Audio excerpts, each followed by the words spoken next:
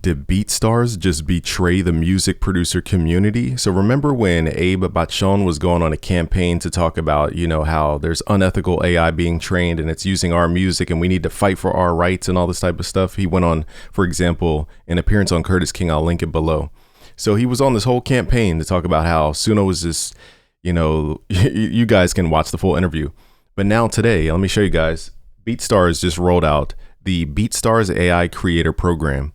It says BeatStars AI will power a new suite of creation tools built with creator participation. By opting in your eligible music, you helped train the model and participate in the future AI music economy. It says you keep full ownership. You earn when your music is licensed by creators on BeatStars, and you can opt out at any time from future training. This is hilarious to me because remember I told you guys I could see straight through the optics. I could see straight through the antics and the whole. There was even a video called The Heist. Like, oh, the heist. They tried to steal our music. Now it's time for us to steal it back. This whole us versus them bullcrap. Okay. It's all marketing.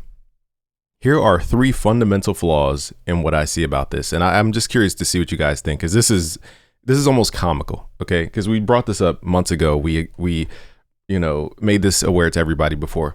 So firstly, it says keep full ownership. How does that happen if you train a model on your patterns? So for example, let me pause this video real quick to play some chords. So for example, who owns this chord if it goes into the training material? Who owns this chord? Who owns this chord? Does anybody own the chord progression if that comes from jazz theory that wasn't even invented by the music producers to begin with? Who owns the chop snare that goes through? Who owns the splice loops that get through this training? Who owns the AI music that gets through to this training? Are they going to use music AI detectors like we just exposed don't work? Who's curating all this music from all these BeatStars people to deem it eligible? I have so many questions for this because... And I'm not accusing BeatStars of anything. I'm asking questions that a typical music producer would have. This new BeatStars AI Creator Program, it says that you're involved. It seems to make it like you're just involved in this equity. Where's the paperwork? Where's my percentage of the company on paper? Not, a couple of lines on an HTML that we could change tomorrow. Because it says keep full ownership. Okay, do they own the chords? No. Did they own the chord progression? No. Did they own the chop snare? Definitely not. Wasn't even created by them. It's in the name, Chop, Young Chop. Did they own the DJ Spins 808? No. So how do we keep full ownership if we don't even own the source sound itself? I'm just asking basic questions. Okay, now the next question is not in these 3 agreements here. It's in the eligible music part. How do you deem something eligible? Are they going to say, no, this has too much AI in it? I showed you guys in my other video. Let me see if I can pull it up. So let's go back to an old live stream that I privated just because I was just off the whole aggressive energy back then. But now we got to bring it back up because BeatStars has basically brought this back in the forefront. So this is from Abe Bachon. He says to Ross, keep making hits, which basically was asking a question. BeatStars beat makers are cooked. And he made this whole video about just AI being found in some of the beats. So he says, LOL, you a good lapdog. We are thriving more than ever before. All you do is pump fear into people and spread false narratives you know nothing about, all for some clicks to sell out your fellow creator. To sell out your fellow creator. The person who's running this BeatStars AI Creator Program. Okay. It says, very classy of you. I'm going to address you and all the haters of human art soon. AI Creator Program. Okay. Then it says, you ain't nothing but a self-hating propagandist. You and BusyWorks Beats. BusyWorks Beats, you tag me. Okay, you and BusyWorks Beats should go get busy in your studio making beats for nobody. Cash that Suno check fast before they blow it all. So he was just going against Suno. Why? Because he was creating his own Suno behind the scenes. I'm just asking questions because I saw straight through it. Because why else would you have this much energy about another company unless you were trying to compete with the company? And you just felt like you wanted to be included, but you weren't included in the AI race. So now you're going to create an AI product just to get all this AI attention to hopefully trick some people. I'm not dumb. Okay. So let's see if we could zoom ahead. So it was assumed by some people on the BeatStars top charts. This track called Keeping It Real was #1. A lot of people thought it had AI vocals. I'll let you guys decide if this track is even still up on the website. I'll let you guys decide. But that was the consensus, was that this person had potentially used AI vocals in the #1 BeatStars ranking song. So you're telling me if Suno can slip through the cracks and get to the top #1 spot, I'm not saying the producer made the whole beat. I don't know. That was just the consensus of the community. that said it sounded a lot like AI. We even did a forensic analysis, okay, looking at the harmonics. So I privated all these videos, but I could easily make them public again so you guys could see. The main thing is, if Suno samples are potentially creeping into the beats because they're disguised like any other sample, and those beats go to number one, how's that not the same thing as somebody just being allowed to upload Suno music directly to BeatStars? Okay. And if they use this music to train this AI model and it doesn't go detected, so you're basically, if this were undetected music from Suno, for example, how do we know we're not training the AI, machine learning on just Suno outputs? So how's it human first and human made and human curated if pieces of Suno are going to be in there? Okay. These are just questions. I'm just asking questions. I'm trying to find part of the video that shows, I think that was it actually. Let me see.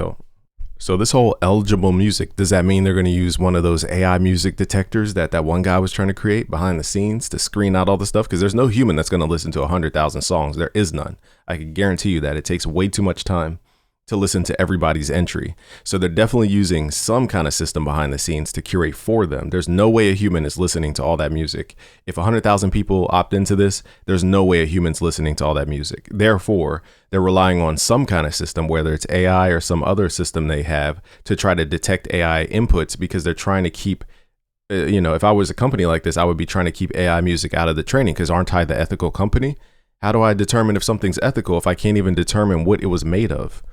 If people just say it's ethical, but then it has Suno chops and it has splice loops and it has music they never cleared in it, how would the system know? Because once it chops it up into simple chords, you don't know this came from a sample from Japanese funk, right? You don't even know, because the producer never told you. The producer never told you they lifted the melody using Melodyne and put it straight into their beat. They never told you that.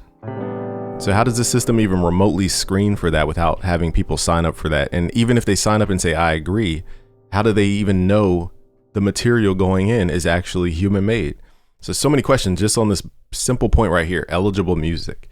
And then it says, you help train the model and participate in the future of AI music economy. How does that work? Again, how does attribution work?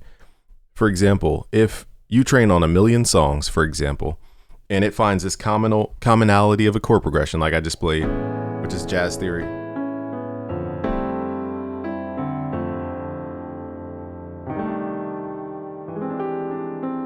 Does DJ Payne 1 get the credit for that chord? Does BusyWorks Beats get the credit for that chord? Does Curtis King get the credit for this chord progression? Who gets the credit if it keeps coming back to the same chord progression across all these different genres? So in that case, you can't credit one creator or another. So does that mean the money's just going to go to some pool of, funds for music creators, as if it's like a, what is it called? Like a common fund? Commonwealth fund? Is that how it's going to work? Or is BeatStars going to have their fingers in that money where users never really get to touch it? I'm just asking questions. Okay, so remember I talked about the black box, where again, you can't attribute certain music to even a person. Who made R&B? How do you attribute R&B to a person? Like New Jack Swing, I can see where people can attribute that to Teddy Riley, but R&B, who created R&B? There's no such thing as one person creating one specific thing. And that's the issue that I have with this whole, it says earn. First of all, it says earn when. It doesn't say earn. It just says earn when your music is licensed by creators on BeatStars. What does that even mean? Earn when your music is licensed by creators on BeatStars? So are they going to pick our song and then run it through some AI model and then it outspits something like it? So in that case, you're creating your own competition. And I would assume you don't control how much people pay for this service. So essentially, aren't we creating our own competition? Let's say, let me dumb it down. Let's say I sell my beat for $100 and a person from YouTube comes in, they want to make YouTube beats. They don't have a music producer. So they come to my page. I don't know how the system works. There's no clear, there's no clear explanation of how this even works. Okay. You guys can watch the video. So let's say they come to my page, they click, they like my beat because it says earn when your music is licensed. So I assume somebody's choosing my music from this license pool of somehow. Okay. So they go to mybeatstars.com/whatever. They click on the beat that they want. I'm assuming, because I don't know, nobody can see anything with this agreement. Okay. So then it says, and then they go to click, hypothetically, they click on, hey, I want a song like this, but not this beat. So they click, create new AI creation. What's the price going to be? Is it going to be $100? Is it going to be $50? Is it going to be $20? Is it going to be a monthly subscription where they get credits? Like, how am I getting the value back from somebody creating a variation of my song? So this whole portion here, how does this even work? We need answers, because it doesn't make sense. I watched the video and it still doesn't they didn't really show that much about this. And then it says you can opt out at any time from future training. Well, when you already have my stuff in the training, you can't untrain something. Let me look up the definition on Google, actually. All right, let's type this right into Gemini in real time. So it says, what did it say? Can opt out anytime from future training. So we're going to copy this directly from BeatStars. So I'll say BeatStars says that their new AI creator program, I can copy and paste. I can opt out anytime from future training. Is this even possible with machine learning to unlearn? Okay, because that's what's assumed, right? You would think that it's going to unlearn all your catalog that you already gave it, right? Or is it just that you opt out for future releases? See how the wording gets tricky? And that's why I don't like sheeps and wolves, wolves in sheep clothing, trying to act like they're saving the people. They're using you guys to create the stuff that they can't even create themselves. If you can't create your own melody to create your own melody AI generational creation, why are you making an LI? I can't even speak because it's so backwards. For example, I can create my own chords. Therefore, if I know how to make 10,000 chords, that's going to be the starting material for my AI chord progression tool. I'm not going to say, hey, community, I can't make any chords. Can you guys make the chords? And I'll just do the machine stuff. And then I'll just make a product based on your hard work. And then I'll act like you're included in equity, but you're not. That's not how stuff goes. And this is why I'm so fed up with these companies, these audio companies acting like they're doing us favors. Okay. So here's from Gemini directly. I didn't edit the video. It says, when a platform states you can opt out of future training, they are usually making a very specific distinction between their data set and their trained material. To answer your question, no, it is currently incredibly difficult and in most practical cases impossible to make an already trained AI model unlearn specific data. In other words, when you feed the beast, you can't unfeed the beast. The food is already eaten and processed.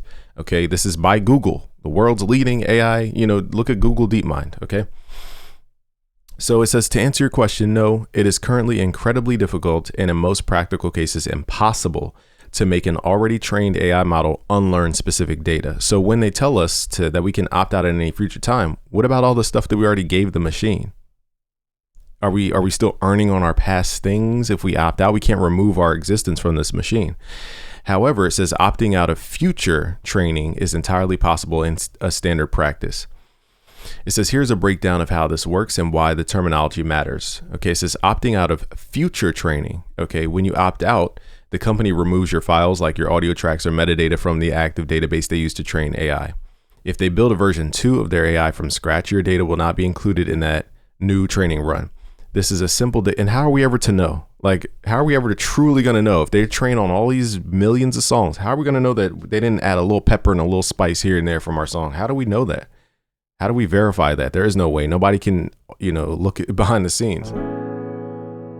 It says this is a simple database management task. Deleting the source files guarantees they won't be used the next time a model is built. Then it says unlearning from an existing model, nearly impossible. If your data was already used to train the current version of an AI model, simply deleting your files from their server does not remove your influence from their AI. AI doesn't store files. Machine learning models do not operate like a search engine or a hard drive. They don't keep a copy of the beat or a song. Instead, they analyze the audio to learn mathematical patterns and adjust billions of internal weights, which I've explained before. The baked cake analogy, once the model is trained, the data is baked in. Asking an AI to unlearn a specific track is like trying to extract the exact eggs you used after the cake has already been baked. After it's been transformed, how are you to know? That's what I'm saying. This is my problem with this whole thing. Firstly, I have so many issues with this eligible music thing. How do you know it's not a splice loop? Who owns a splice loop? How do you know it's not a chop snare? Nobody in this chat owns a chop snare. Okay. I always found that ironic. Okay, who owns chord progressions? Who owns R&B? How do you attribute these things to anybody? You can't. So therefore, it has to go to a black box of some sort. Who owns the black box? It's not the creators. How do they own the black box if you're saying that they keep full ownership? How do they own something they don't own? All right, and then this mysterious earn when your music is licensed by creators on BeatStars. All right, let's continue with this opt-in thing. So it says, okay, the emerging field of machine learning. Because of copyright privacy laws like GDPR and creator pushback, researchers are actively trying to figure out how to make AI unlearn. It is currently one of the hardest problems in computer science. The current workarounds include complete retraining, suppression and guardrails, CISA training. The takeaway: when a platform says you can opt out of future training, they are likely telling the truth. Your data will be scrubbed from the next batch of input. But if your data was already ingested to train the model currently in use, the model cannot easily unlearn your style, patterns, or audio until they completely replace it with a newly trained version. And also, you guys got to realize, when you train a model, it takes a lot of compute. I'm talking about like just getting a simple folder of, let's say 2,000 files, a simple folder, doing 500 epochs back and forth and back. Basically the AI scanning it back and forth and back and forth and back and forth and back. That could take hours, and you have to leverage like supercomputers to basically process it, because your basic home computer would take forever to do that. Now imagine that times 10,000 songs, 100,000 songs. Somebody's spending money to get this stuff to, you know, go back and forth and back and forth and back and forth. So you think any company is going to just spend all this money just for people to opt out? Come on, we got to use common sense. So what do you guys think about this new BeatStars AI creator? The reason I didn't pull up the videos is because they play YouTube games. I'm so tired of people playing YouTube games. You guys can watch the YouTube videos from BeatStars channel themselves. But to me, I've warned you guys before, if enough people vote this up, then I'll release the full video that I recorded. It was a live stream. Let me see if I go back here. Give me a second, guys. I got to find my live stream. All right, so this video we did live, what was this? December 2nd, 2025. So last year. It says BeatStars compromise. It was a question. All right, so I privated it because I just wasn't trying to be on beef time with anybody during the end of the year. I was just tired of beefing with people. But I'm not really choosing to beef. I'm just exposing people for like common sense, okay? So if you guys want me to, I'll unprivate this, but only if this video gets a lot of support and you guys actually care. I'm not gonna waste your time if you don't care. All right, just share this with a friend, because this stuff is just getting out of control. I'm telling you guys, all the people who appear like they're just sheep, they're just out to just fleece y'all. And that's my opinion, okay? But we can just sit here and look at common sense. Like, so you did this whole campaign against Suno just for you to release your own AI thing. Come on, y'all. Common sense, y'all. All right, y'all. Peace. Subscribe if you're new. Peace.